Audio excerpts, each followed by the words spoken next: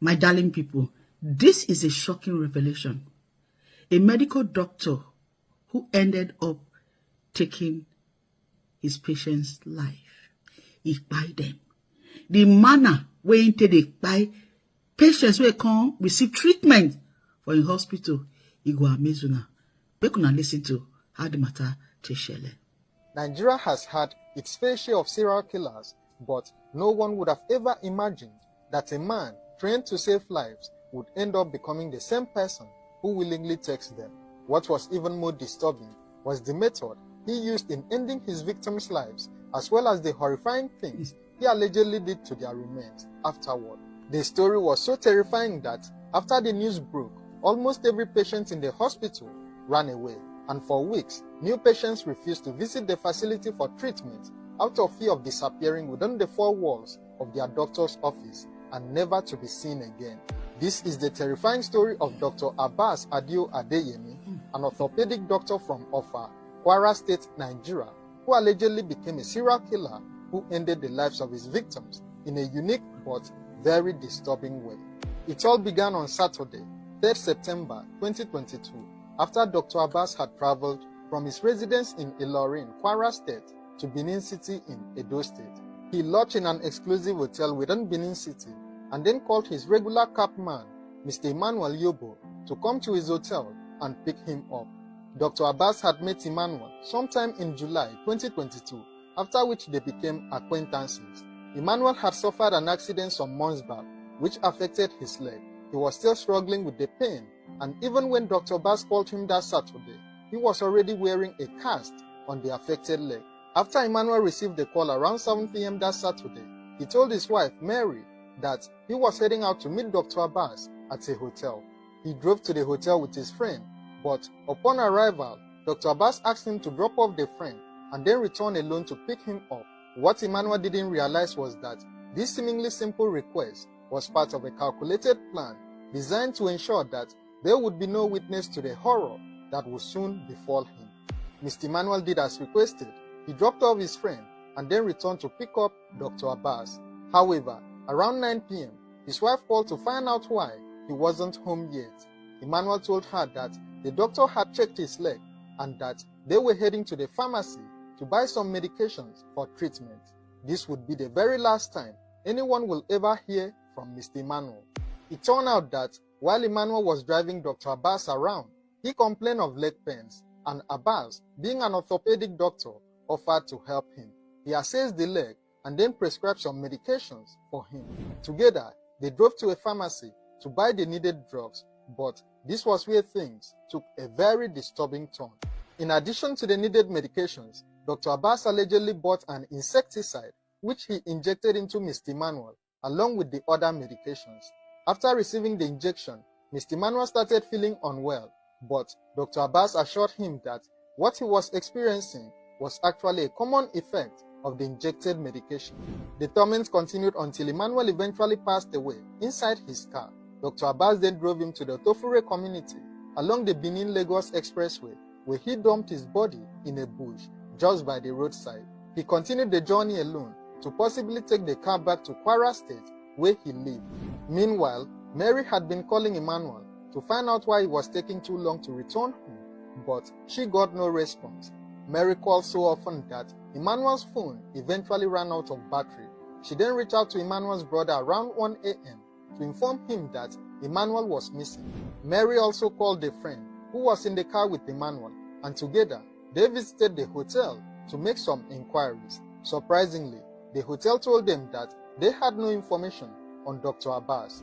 When Emmanuel's brother arrived in Benin City the following day, being Sunday, he went to the State Criminal Investigation Department to report his brother missing. After filing the report, he was taken into the control room, where the police began the process of tracking Emmanuel's stolen car. The tracker showed that the car was currently at Akure Road and heading towards Oshogbo in Osun State.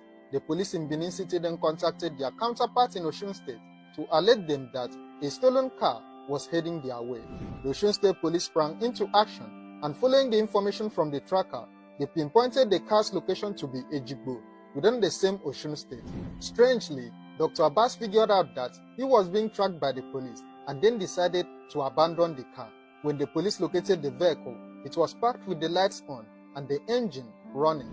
The police decided to lay an ambush, and after some minutes, Abbas emerged to re-enter the car and drive away. He was blocked by the hiding officers and then taken into custody.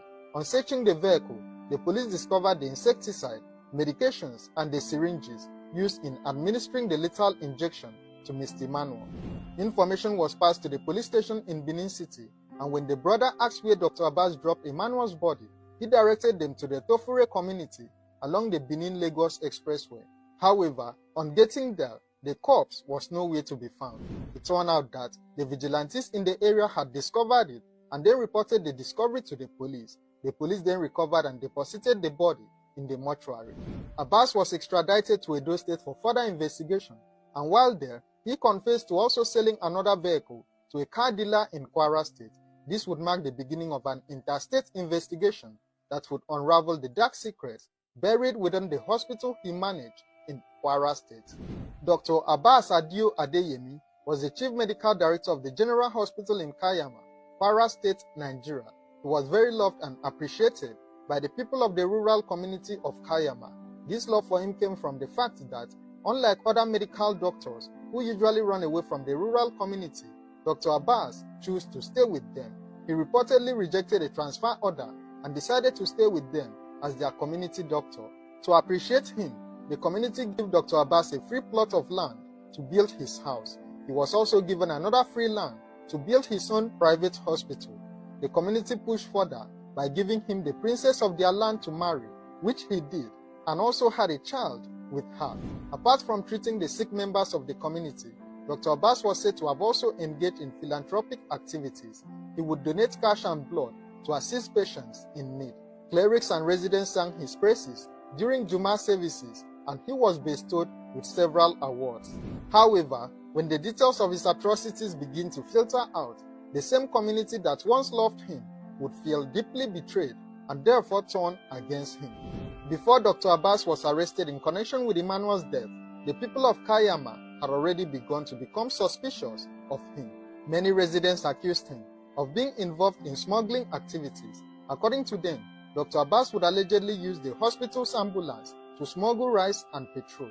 He was also said to have once been arrested for an alleged kidnapping activity within the state, only to be saved by the intervention of some prominent individuals. Coincidentally, while the scenario in Edo State was playing out, the new Commissioner of Police in Kwara State, Paul Odama, revisited some of the petitions filed by citizens in the state.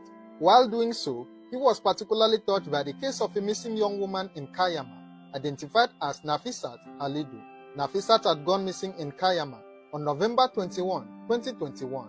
Her sudden disappearance made residents allege that she had been used for money rituals by certain family members who were popular politicians.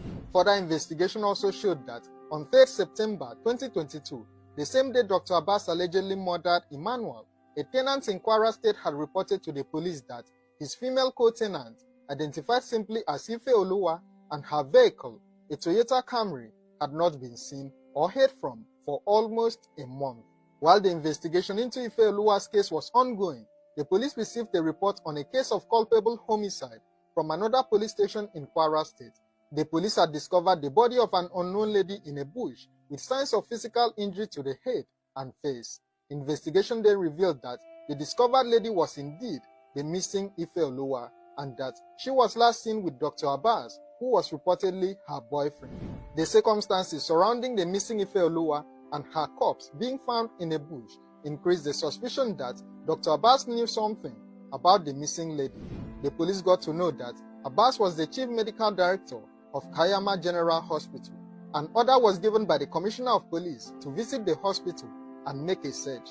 Upon arrival at the hospital, the doctor's office was first opened, and a quick look at the office presented a suspicious area covered with mattress. When the mattress was lifted, it was discovered that the floor tiles in that area were different from the ones covering the other parts of the office.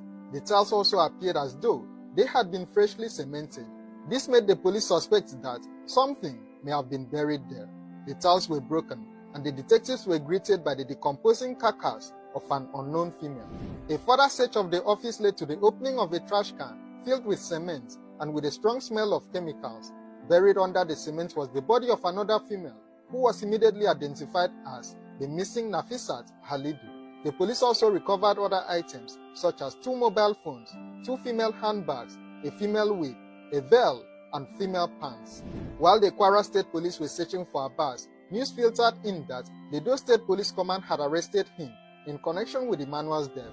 The Kwara State Police, in an effort to get to the roots of the serial murder case in their state, succeeded in getting him released to the command to help in the investigation. In Kwara State, Dr. Abbas reportedly confessed to the murdering of his girlfriend, Ife Oluwa, and then dumping her remains in the bush before stealing and selling her car. He also confessed to injecting and ending the life of one Abubakar Malam Abubakar before selling his corpse to organ harvesters. Dr. Abbas went on to admit to the murder of Nafisat Halidu, a staff member of the Kayama General Hospital, and then concealing her remains in a trash can filled with cement. He also confessed to the murder of the unknown woman buried inside his office. Dr. Abbas admitted to having been lured into organ harvesting by a yet-to-be-identified syndicate. Nafisat's body was said to have had a hole in the chest, suggesting that some of her organs may have been removed. Unfortunately, these discoveries were just a few among the numerous other allegations that could not be directly linked to Dr. Abbas. A member of staff of the hospital asked for Dr. Abbas to be investigated for organ harvesting because there were times when he would perform surgery on a patient without the presence of other doctors or nurses. It was also gathered that there was a time 2 bodies were found in the area where Dr. Abbas was building his private hospital. There were also about 5 other cases of pregnant women who allegedly gave birth in the hospital under his supervision but unfortunately passed away. Some of these incidents led to the suspicion that he was deeply into organ harvesting. When a search was conducted at his residence, a wooden coffin containing a pair of trousers was found. Other items also raised the suspicion that he may have been into some form of cultism. Dr. Abbas's confession broke the trust of the people in Kayama community, causing some patients to run away from the hospital, while new patients refused to visit the facility for treatment. It took a lot of effort to finally restore the trust of the people in the facility.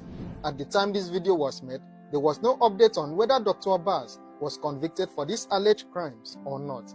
It is possible that the case is still under investigation or still ongoing in court. I will keep you updated as soon as there is something new on this case. So don't forget to like, share and subscribe to this channel so that you won't miss out on any future videos. Thank you for